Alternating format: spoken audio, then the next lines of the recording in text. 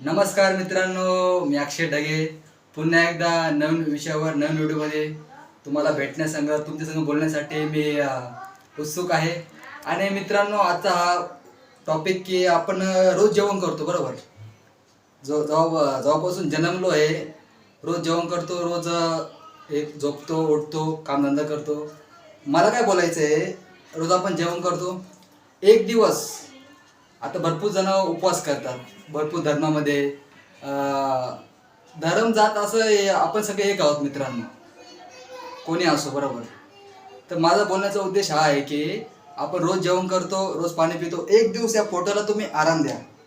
हे पोट आहे ना, हे पोट, एक दिवस या पोटात तुम्ही आराम द्या. काय खाऊ पिऊ नका, जेवू नका, चाय पिऊ नका, काय खाऊ नका. तर तुमच्या शरीरामधले जे काय असतात ना रोग राई, सगळं ते म्हणजे पोटाला आराम भेटला ना, सगळं ते निघून जाईल मित्रांनो. आणि तुम्हाला चांगलं वाटेल. जसं की मी 6 दिवस कामाला जातो, एक दिवस सुट्टी असते, मी आराम करतो.